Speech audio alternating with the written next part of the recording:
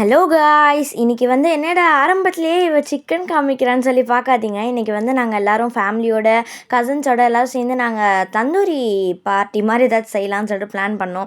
So அதனால tea வச்சுட்டு சரி மாடிக்கு எல்லாத்தையும் எடுத்துகிட்டு போங்கன்னு சொல்லிட்டு எல்லார் கையிலையும் ஒவ்வொரு பொருளை கொடுத்துட்டு மேலே ஏறிட்டோம். எங்கள் அண்ணா வந்து அந்த மண் அடுப்பு அதெல்லாம் வச்சு ரெடி பண்ணிகிட்ருக்காரு பாருங்கள்.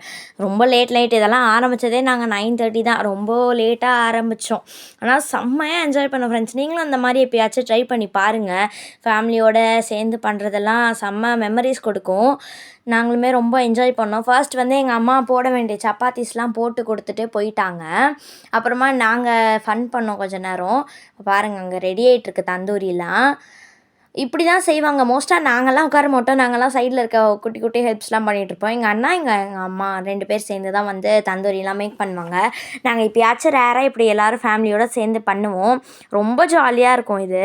ஸோ லீவுனால நாங்கள் இதெல்லாம் பண்ணிகிட்ருந்தோம். அதே மாதிரி ஹாப்பி பொங்கல் காய்ஸ் எல்லாருக்கும். இப்போது நாங்கள் எல்லோரும் கசின்ஸ்லாம் சேர்ந்து சப்பாத்தி போட்டுட்ருக்கோம். எங்கள் அண்ணா இப்போ போட்டுட்ருக்காரு. ஆனால் அதில் நடுவில் வேறு அந்த விறகு அடுப்பில் வந்து வச்சு ஒரு சப்பாத்தியை கம்ப்ளீட்டாக எரிச்சிட்டு அதை வேறு சாப்பிட்ற மாதிரிலாம் விளையாடிட்டு இருந்தோம் ஃப்ரெண்ட்ஸ். ஆனால் நல்ல மெமரிஸ்லாம் எங்களுக்கு இது வந்து ஏற்படுத்தி கொடுத்துச்சு. எங்கள் அண்ணா இப்போது செஞ்சு முடிச்சுட்டு அப்படியே அங்கேயே உட்காந்து எல்லாேருக்கும் ஊட்டிகிட்டு இருந்தார். செம்ம டேஸ்ட்டாக இருந்துச்சு. இதெல்லாம் நாங்கள் கசின்ஸ்லாம் சேர்ந்து போட்ட சப்பாத்திஸ் எப்படி ஒரு அழகாக இருக்குது பாருங்கள்.